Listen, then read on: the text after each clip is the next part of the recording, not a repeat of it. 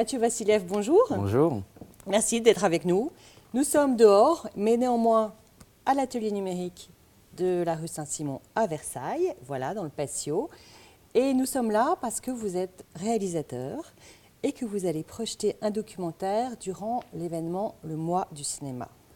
Donc, on va parler un petit peu de vous pour mieux vous connaître et après on va parler bien sûr de votre film documentaire. D'accord. Donc Mathieu, vous êtes réalisateur, monteur, racontez-moi. Oui, j'ai commencé moi en faisant du montage, une formation de monteur. Et la réalisation m'a toujours intéressé. Hein. Et du coup, j'ai eu l'occasion de faire ce documentaire, qui est mon premier documentaire. J'avais fait d'autres petites choses avant, notamment un court-métrage qui s'appelle Sylviculture. Sylviculture, ça veut dire quoi? Sylviculture, en fait, c'est un jeu de mots avec sylviculture, puisque le film, en fait, est comme une espèce de balade forestière, une espèce de journal de bord, donc, qui a été filmé autour de chez moi, grosso modo, sur le... parce que vous êtes, pardon, j'ai oublié de le dire, vous êtes Yvelinois, vous avez grandi à Chevreuse, voilà, dans un endroit assez magique, un haras entouré de forêts. Voilà, en milieu forestier, c'est enclavé dans la forêt. En plein, voilà. Et ça vous a donc inspiré un premier court-métrage. Exactement, donc qui est en fait un clip finalement sur une musique symphonique d'un compositeur estonien qui s'appelle Erkki Ventura. D'accord. Et donc voilà, une balade dans la forêt avec toutes les choses que j'ai pu observer qui m'ont intéressé donc au rythme de cette musique. D'accord. Donc ça, c'est une première chose, c'est votre premier court-métrage qui est, voilà. Après, alors il se trouve, est-ce que je peux raconter un peu votre vie privée parce que tout est lié.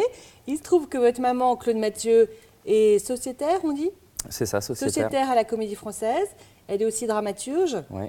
Voilà. Et il se trouve qu'elle est amie avec Guillaume Gallienne. Oui. Et qu'ils travaillent évidemment ensemble, puisque Guillaume Gallienne aussi est à la Comédie Française. Absolument. Voilà. Donc finalement, dans un cadre privé, Guillaume Gallienne, l'acteur, a vu votre court-métrage. C'est ça. Qu'il a beaucoup aimé et apprécié. Et du coup, il m'a demandé. Qu'est-ce qu'il vous a demandé? Du coup, il m'a demandé donc au moment où il mettait en scène ce spectacle, donc sur la Grande Route de Tchekhov. Voilà. Donc ça, il avait un projet, de mettre en scène. De mettre en scène, en fait, à la Comédie Française, les acteurs ont parfois des cartes blanches, donc ils peuvent mettre en scène un spectacle de leur choix. D'accord. Au studio théâtre. Donc là, Guillaume l'a fait. Et il m'a demandé en fait de venir filmer les répétitions pour faire un court-métrage qui serait projeté juste avant le début du spectacle, dans une salle en fait où le public attend avant de rentrer dans la salle. D'accord, comme une sorte de mise en condition des spectateurs pour les faire plonger dans un univers, les mettre dans le bain avant le spectacle. C'est génial. Et alors, Guillaume Gallienne, bon, on le sait d'ailleurs, vous aussi, vous avez des origines russes. C'est ça. Voilà, Tchekhov, c'est donc pas par hasard. Bah oui, il y a une attirance. Hein, il y a une attirance. Il y a une attirance commune vers les racines qu'on partage. Ouais. Voilà. Et donc, cette idée de court-métrage que vous avez donc réalisé, c'est assez rare de voir ça. Oui, alors moi, Ou pas. Il me semble que... Non, oui, c'est assez rare. Tout le monde ne le fait pas, mais après, ça s'est déjà vu malgré tout. D'accord. Alors, du coup, pour réaliser ce court-métrage d'entrée de spectacle, comment vous y êtes pris? Eh ben, j'ai eu accès déjà au huis clos des répétitions, qui est normalement quelque chose auquel on n'assiste pas, hein, qui est traditionnellement un peu protégé. Oui. Et une fois que j'étais dedans, j'ai tout filmé. Donc j'ai fait ce court-métrage qui était censé durer 8 minutes, je crois. Qui durait 8 minutes, de moments d'errance, un peu de regard dans le vide des comédiens. C'est ça qu'il fallait montrer? Ouais, mélangé avec des... En fait, je montrais un peu ce que je voulais et Guillaume m'avait demandé, voilà, tu vas faire quelque chose de 8 minutes qui pourra mettre le spectateur un peu en condition, qui lui donnera un peu comme un avant-goût, enfin, une manière de s'immerger un peu avant de rentrer dans la salle de spectacle.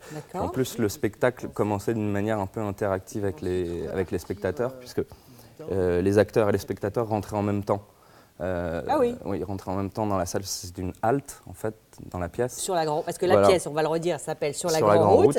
Et donc, le moment de la pièce correspond à une halte sur ce cheminement. Donc, tous les personnages le spectacle commence, tout le monde rentre dans la salle. Donc là, les spectateurs et acteurs rentraient en même temps. Et les acteurs, des fois, s'asseyaient à côté des spectateurs, etc. Ah, d'accord. Donc voilà, c'était dans ce cadre-là, il fallait s'immerger aussi. Petite préparation n'était pas inutile. Et donc ça donnait voilà, une idée voilà, des répétitions, des moments d'errance de comédien quelque part. Quand vous dites errance, pardon, c'est errance par rapport à l'idée de la route ou... Par rapport, oui, il y avait un lien qui se créait en fait entre ce court métrage et la route, quoi, le spectacle même. Parce que les comédiens, pendant les répétitions, des fois, ils errent un peu. Ah ben évidemment, oui, on est dans le doute. Tant qu'on n'a pas trouvé, on cherche. Et donc voilà, c'était des moments où quelque part des regards qui étaient qui laissaient entendre, voilà, ils étaient dans leur imaginaire et parallèlement, je mélangeais des images d'archives. Voilà. Alors vous avez aussi, pour résumer, vous m'avez dit que votre grand-père Calixte, Slavique, pardon. Slavique. Vassiliev était un décorateur, passionné, pareil, d'archives russes, notamment de livres en général, et que vous avez eu la chance d'avoir accès à des images d'archives incroyables. Ah oui, je suis allé faire mon marché dans sa bibliothèque. Il y avait énormément de choses et du coup, j'ai notamment beaucoup d'images du début de la photographie, donc en Russie.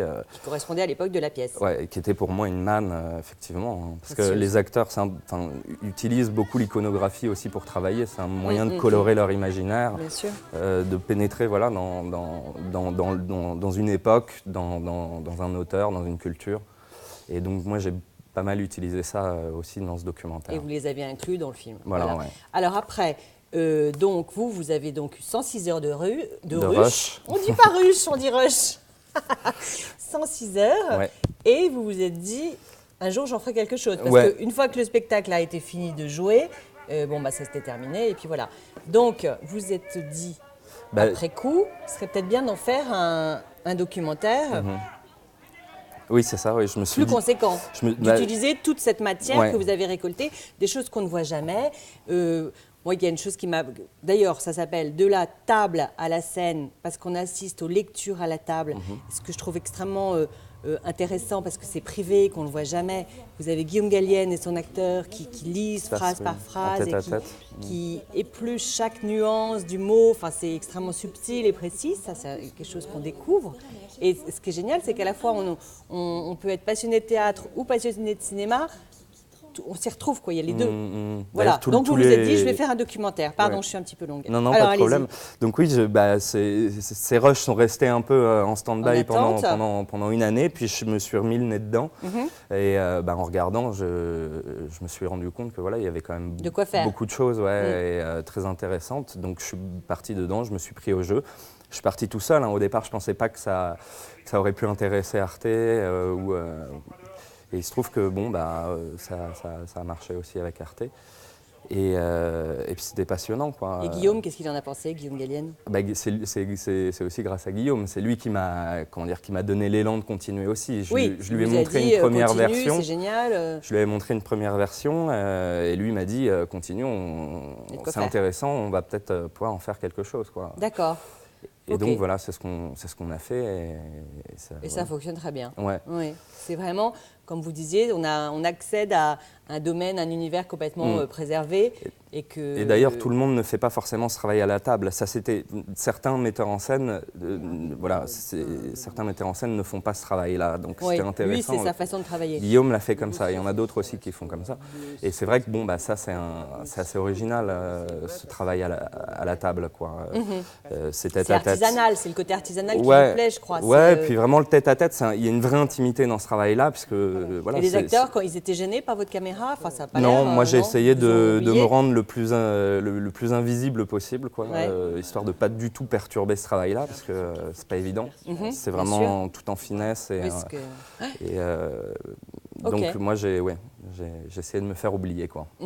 Très bien. Donc on va avoir la chance de le voir, parce qu'en décembre, certes, il y a le 21 décembre, le jour le plus court, mais il y a aussi tout le mois du cinéma qui englobe cet événement, qui démarre du début du mois de décembre à la fin du mois de décembre, avec plusieurs manifestations. Vous êtes le 16 décembre à 20h30, ici à l'atelier numérique rue Saint-Simon. Vous allez donc projeter ce documentaire qui dure 82 minutes. C'est ça. Voilà.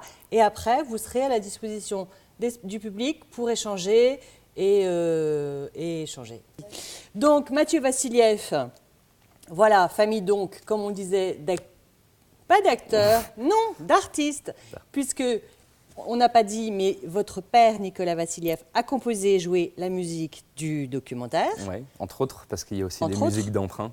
Oui, mais lui a travaillé dessus. Lui, il a composé morceaux d'accordéon. Oui, morceaux d'accordéon, pardon. Claude Mathieu vous a conseillé. Oui. Donc voilà. Elle était présente, mais les deux étaient présents. Les deux ont été présents. Je leur demandais leur point de vue. D'accord. Donc on va découvrir ça, comme on le disait, le 16 décembre à 20h30 ici à l'Atelier Numérique.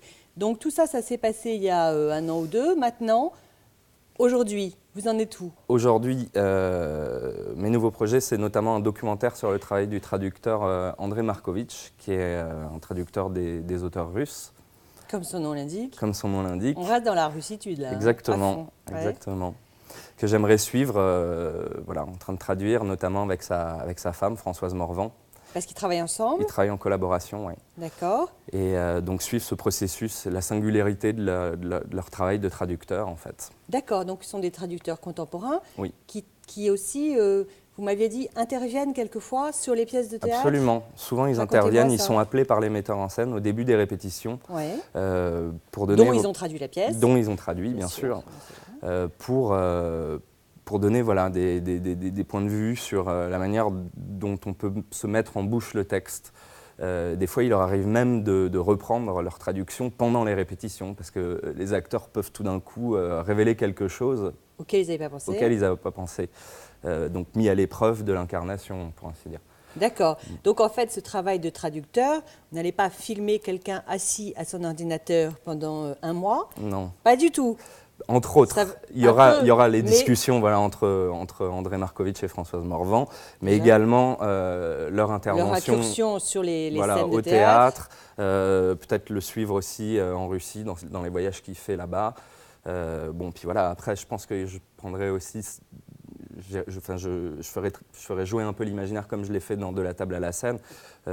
Parfois, je prends la liberté d'interpréter un peu ce qui peut se passer dans la tête d'un acteur ou d'un traducteur, mais tout ça en discutant avec eux, pour donner un peu une idée de ce qui peut se passer à l'intérieur. Donc tout ça en images sous forme d'images d'archives ou d'images, peut-être de fiction un peu. Comme pour Guillaume, finalement, c'est une personne et c'est son univers qui nous est d'habitude caché. Parce que c'est ça, ce que vous racontez là sur le traducteur, moi je n'en avais pas vraiment l'idée. Génial, bonne chance. Merci. Et puis déjà au 16 décembre, ça marche. Vous serez là. Très bien. Merci Mathieu. Au revoir. Au revoir.